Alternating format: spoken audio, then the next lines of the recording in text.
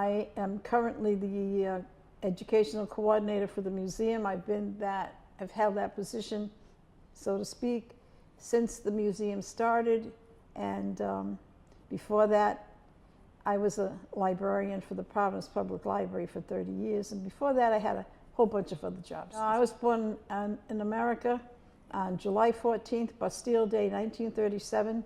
My mother, who was born in Providence December 25th, 1902, on Benefit Street in Providence, and her parents came from Brava. My father was an American seaman, merchant seaman, who was stuck in Providence during the Depression, and they met and got married, and my brother and I are the results. In 1970, Belmira Nunes had a Cape Verdean History Day, and I was part of the committee. And at the time I was working for Charles Forts, the Providence Corporation. It was 1970, and we were talking about Cape Verdean independence. We knew that there was a war going on in Guinea, and we were all community activists, shall we say. And during the preparations for the History Day, I met a gentleman by the name of Rosendo Brito, who was a writer and a poet born in San Vicente, Cape Verde. And we were all talking about Cape Verdean independence and what was going to happen. So Charlie met Rosendo and myself, and we decided that we needed to start an umbrella organization that would encompass all the different Cape Verdean organizations that were going on today, because many of them were social, and we wanted to have a more, shall we say, conscious political consciousness.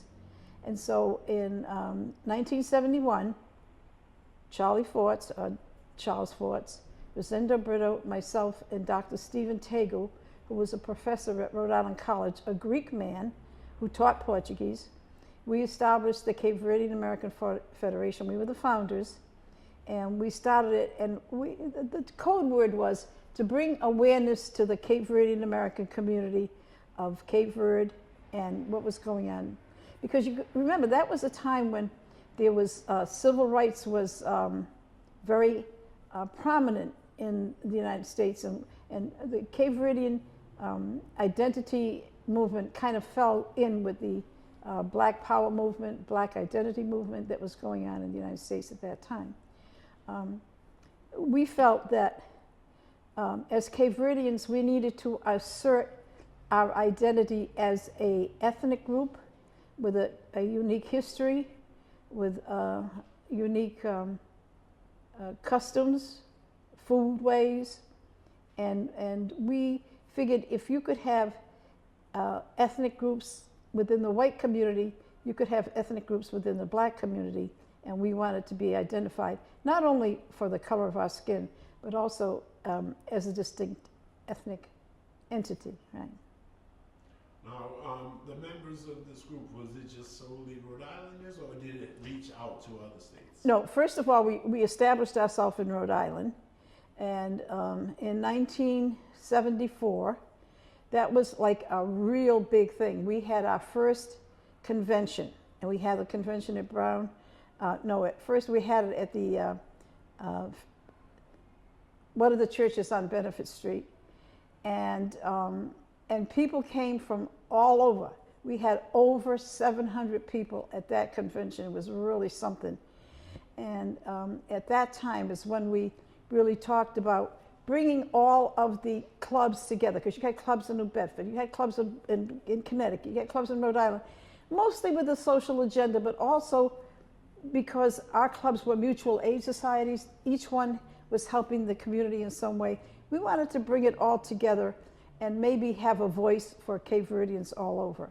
So that was what one of the purposes of the first convention was. And we reached out to all the different cities, and subsequently from that convention, we then had Cape Verdean American Federation committees or subcommittees in Massachusetts and Connecticut, and we spread ourselves that way.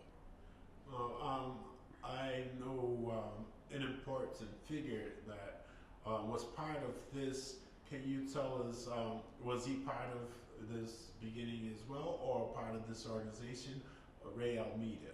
No, Ray Almeida didn't become involved in the Federation until after 1974, when we had our first convention. He was a person who came to that convention, as well as Salah Mateos, who was part of the PAGC support committee. See, in 1974, excuse me, in 1974, we were talking about independence, but you had some people in the Cape Verdean community that wanted independence, but still wanted to be a part of Portugal. And then you had people in the Cape Verdean community who wanted to be aligned with Africa, and then you had a lot of people in the Cape Verdean community didn't know what they wanted. They know we wanted independence, but they didn't know how that was going to look. So we had to bring all those people together, and it was very difficult. So in 1974, we had this convention, and I think it's very important for you to hear what came out of the convention. So if you don't mind, I'm going to open this here, and I'm going to read you something, because a lot of people didn't know this, that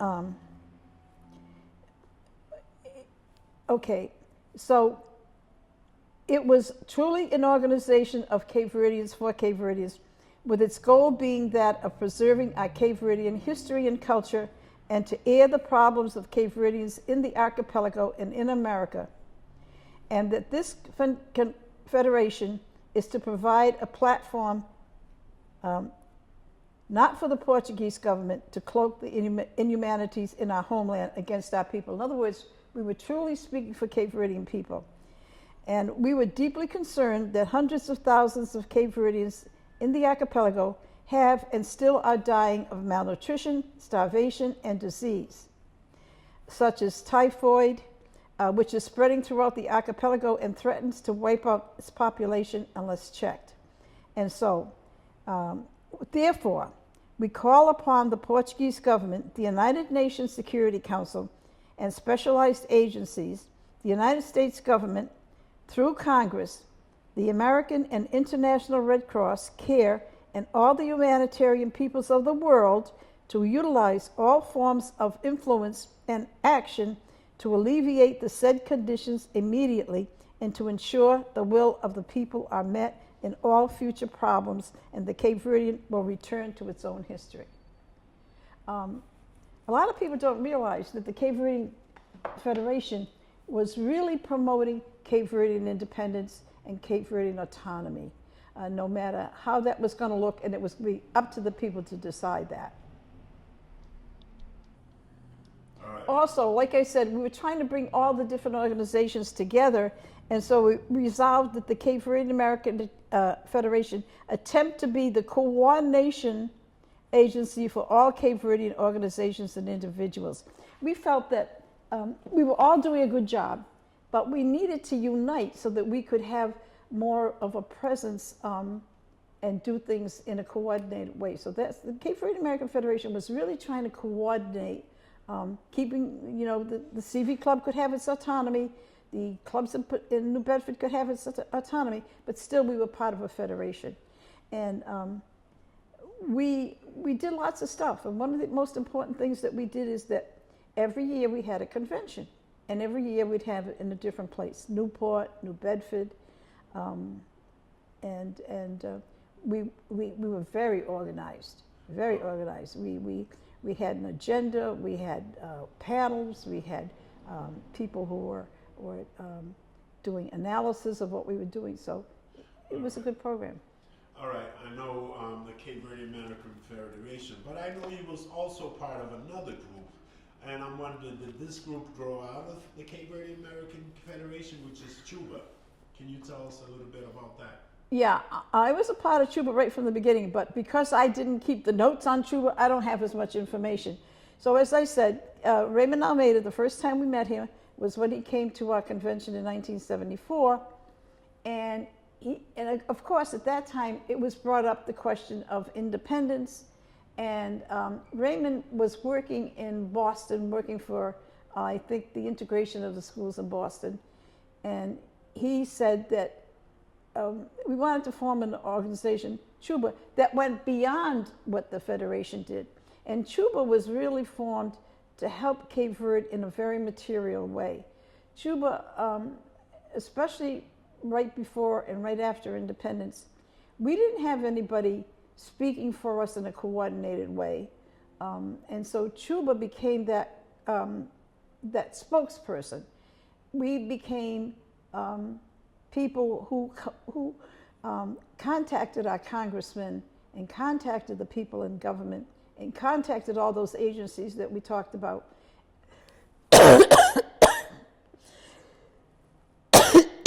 Wait a minute.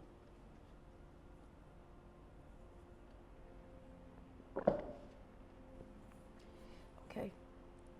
And we, in Chuba, actually had people like Raymond Almeida and other people who wrote proposals and got help from Red Cross, from World Council of Churches, and from the government, so that we could, and we worked hard with the United Nations so that we could concretely bring programs to Cape Verde, like solar power, what we call gota gota. Gota gota is drip irrigation, and other programs to help the developing country, because when Cape Verde became independent, the infrastructure was really, really in poor shape, and they needed a lot of help. And we harnessed some of the expertise that went into Cape Verde and gave real material help to Cape Verde. Can you point anything in particular that Chuba was able to accomplish in Cape Verde after independence? Well, there's some, like I said, there's so many things. One, we helped not only with the with the farming, like I said, with the solar energy, wind power. In fact, one of the first windmills that went to Cape Verde was actually designed in my living room by Michael Frenchman and Raymond, and we just put our heads together, and that's the design we came up with. But also, after independence, with so many of the artists wanting to go back to Cape Verde needed supplies. One of the things that we were able to do was to get cotton from the south, bales of cotton that we sent by schooner to Cape Verde to the artists, especially in São Vicente, to revise the making of panos, to tapasteria, and we supported the artists in Cape Verde quite a bit. About Red Cross and Peace Corps. Yeah, well, we also, there were a lot of agencies that wanted to go into Cape Verde, and we kind of facilitated and helped Peace Corps, Red Cross, World Council of Churches, CARE, some of those other, Salvation Army. We kind of helped them to facilitate going into Cape Verde. That's, I mean, I wasn't into the ABCs of that, but that was one of the things that Chuba did. All right. Ms. Smart, there's a little confusion because you said Cape Verdean American Federation wanted to get an umbrella, be the umbrella organization. But was the Cape Verdean American Federation the same as the PAI just said, committee? No. I mean, we supported some. Can you start saying the name of the federation? Okay, the Cape Verdean American Federation. Like I said, there were some people in the federation that were pro-Portuguese, and after independence, still wanted a strong Portuguese presence in Cape Verde. And there were those of us who felt that we should be more aligned with the PAGC and what was happening with the Amilcar Cabral in Africa. And so there were some people in America, the PAGC Support Committee, and personally, like myself, Charlie Fords, Virginia Gonsalves, we supported the PAGC Support Committee to the point where there is a magazine article, a magazine that the PAGC Support Committee put out, more like a newsletter called Nupincha. And Nupincha talked about the Federation in their publication, and by coincidence, they put my name and telephone number as the contact. So the title was "The Cape Verdean American Federation Continues Its Worldwide Appeal for Cabo Verde." So we were kind of working together, but working in different directions. I mean, the PAGC Support Committee was definitely a more political committee. We were doing practical things, like I said, helping infrastructure, helping to get aid into Cape Verde. I mean, real aid into Cape Verde, to build classrooms, to build roads, to see that the water was brought to the people. Those are the kind of concrete projects that Chuba was working on. Thank you for that great information. But this is just another question. Around those times, the independence, you spoke of people who were pro-independence and people who were not so pro-independence and wanted to stick with the Portuguese. Can you speak a little bit about that, or give us a story or something? Well, first of all, you have to understand that there was a lot of controversy because Amilcar Cabral, he associated with people from with Fidel Castro especially, and with other people that were considered to be not friends of the American government. And so the American government at first was not promoting Cape Verdean independence. They were behind Portugal. And so a lot of the things that were done here in America for Cape Verdean independence, we didn't advertise it too much, let's put it that way, outside of the Cape Verdean community, because we had a lot of eyes looking at us, let's just say that. And we had people within our community who didn't want to be, again, aligned with Portugal. Let's face it, there was a lot of racism in the United States, and Cape Verdeans, a lot of them, many of them, did not want to be called African, did not want to be aligned with Africa. And so,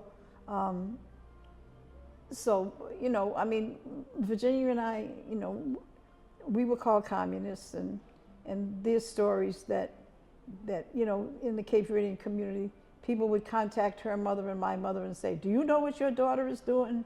Mama said, "Yeah, I support her. I'm right behind her," you know. It was a difficult time. It was a very difficult time. And even some of my very good friends and one of my mentors was not for Cape Verdean independence with PAGC, let's put it that way.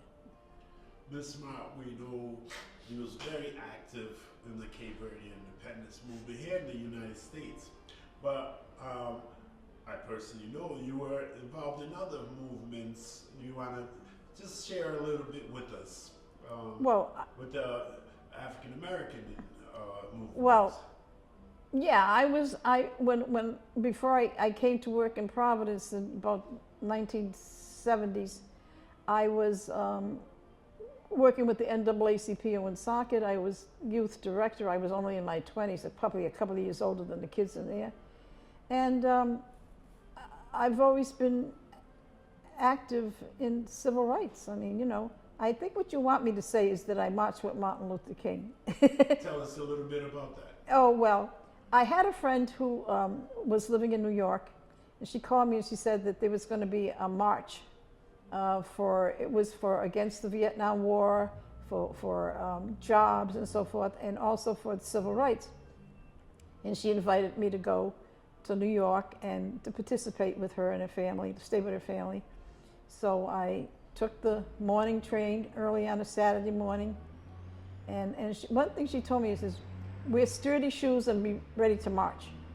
So I did, and I had on a French beret. My father had brought me from France, actually, a French beret, and a trench coat and slacks, and I met them at Central Park in New York, and I was told to look for a tall man standing on a soapbox, Stokely Carmichael, and to tell Stokely I was there and I was looking for my friend. So when I got to Central Park, you couldn't miss Stokely because he was, again, standing on a soapbox. He's a tall guy. And he said, "Okay." And he called my friend over, and he looked at me and he said, "Okay, we're going to put you with these guys." Now, I think, well, let's put it this way. They were militants. And they had on French berets and trench coats, let's put it that way. And so I marched with them in the parade. And we were attacked by the American Nazi Party, was one of the things that happened. Messed up my trench coat. Threw some kind of stuff all over it, but anyway, it was an interesting sojourn, let's put it that way. It's not. As we come to the end, can you just tell us a little bit, because you're a second generation Cape Verdean, born in America. I'm sure everyone's interested. Do you speak the Creole language? And if you do, how did you get that? Well, I tell people I learned Creole when I was very little because my father was a merchant seaman. He was away most of the time. My mother, like many of the women in Fox Point, worked mostly in jewelry factories and stuff. And so I stayed with my grandmother and my grandfather, my papai. My papai was my grandmother's second husband. He was from Sunny Clough. And my grandmother was from Brava. And they didn't speak English. So I had to learn how to speak Creole. And I always say I learned Creole na ragazza de Adona, on my grandmother's lap, because I was the only grandchild. In fact, I was the only grandchild on both sides for over 7.5 years, and I was spoiled.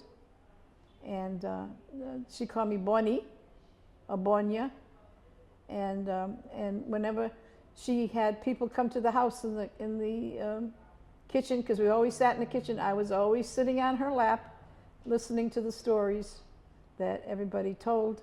And my grandfather, Martin, was a merchant seaman and a whaler, and he used to tell me stories about whaling and going out in the sea and stuff like that. So, and always in Creole. So I had to learn how to speak Creole. And then after my grandparents passed away, my mother's aunt came from Cape Verde, my Titi Virginia, and she lived with us for a while and just continued speaking Creole. So, and in addition to that, because I've been to Cape Verde 5 times, every time I go to Cape Verde, and because of my involvement with the Cape Verdean community and being so involved with Cape Verdeans from Cape Verde, I'm continuously speaking Creole and learning new words and learning new ways of saying things. Every time I speak to somebody from Cape Verde, they teach me a new word or a new way of saying things, and hey, it's fun. Miss Mar, since we have this opportunity. Yeah, what are you going to ask me now, Joe? Go ahead. I'm going to say, because the Cape Verdean history in Rhode Island specifically is through Fox Point. And I know you participated in a documentary about Cape Verdeans at Fox Point. Can you give all of us who were not around a little brief history of the Cape Verdeans in Fox Point and how that works? Well, let's just say Fox Point was a lot different than it is now when I was a kid. For one thing, we didn't have to lock our doors, and we didn't lock our doors. People went in and out, and it was really a communal society in that if you needed a cup of sugar, no problem. I'll let you have my cup of sugar. And in fact, I lived in an apartment house that had 3-deckers, you know, the traditional 3-deckers in Rhode Island. And next door there was 4 families that were Cape Verdean. And we had a clothesline that went between the 2 houses. So if the lady next door needed something, we just put it in a little bag, clip it with a on the clothesline, and send it across on the clothesline. So we, and the other thing is, like I told people, the Cape Verdean seniors could ask a child to do anything, you know, run an errand or something, and don't ever expect to get paid for it, because they would tell you, oh, Deus te pagar, God will pay you. And the thing is, how you got paid is if you were a child who was known to be morabi and who obeyed. They say, oh, aquele bom menino, that you're a good kid. That was a great compliment, to be known as a bom menino, you know, a great kid. And also as a kid, you had to watch out because all the grandmas, mamais, who were staying at home would be looking out their window and they'd be watching you when you came back and forth from school. And if you did anything wrong, your mother knew about it before she hit the door. So not only would you be disciplined by these mamais and papais, you'd be disciplined by your parents too. So it was really a communal society where everybody watched out for everybody else. About, did you ever experience any scooters arriving in Fox Point? Or? Scooters? Yeah. Oh, I know yeah. that's part of Cape Verdean No, history. no, the scooters. I know that kind of ended around 65. Oh, yeah, Can yeah. you just share why Fox Point was so important? Oh, well, to the because Cape that Verdean? was the port. Schooners came into the port of Providence, and it was a big thing when the schooners were coming from Cape Verde. Everybody would get ready to go down because usually there were some musicians on board, and they would be playing, and people would be going to see if there was any relatives, and it was just it was like a party when the schooners came in. Everybody would go down there and meet your neighbors and see what's going on and hear what's the latest news from Cape Verde, and yeah, it was a lot of fun. And then of course after the schooners came in, then they'd start having dances in the neighborhoods, and of course, you know, some of the men that came on the schooners were looking for wives. Some of the ladies in Cape Verde, Fox Point, were looking for husbands, and that's where they would get together. And then usually when the schooners came in, there was a couple of weddings, a couple of marriages. Or as today you say, a couple of hookups. All right. Thank you very much, Ms. Smart. Yeah. And can you, just to close it off, what was your role in the beginning of the Cape Verdean Museum? Okay, so when the Cape Verdean Museum was first established, it was supposed to be part of a heritage harbor complex. I was a member of the Cape Verdean American Heritage Commission. That's another whole story. And in 2002, I retired from the Providence Public Library after 30 years. And the first year after I retired, I just sconce. I just sat home and took care of myself, read a lot, and went on a couple of trips. And Denise Oliveira, who started the museum, came to the Heritage Commission because she worked for the Rhode Island Commission, and started talking about the museum. Now, interesting enough, I didn't bring this up, but in the Cape Verdean American Federation, one of the things that we talked about was having our own library and having our own museum. And so Denise knew I was interested in helping, and I was just getting ready to get more active in the community after my 1 year of rest. And so I was invited to the first organizational meeting for the museum, and I've been a part of it ever since. That's it.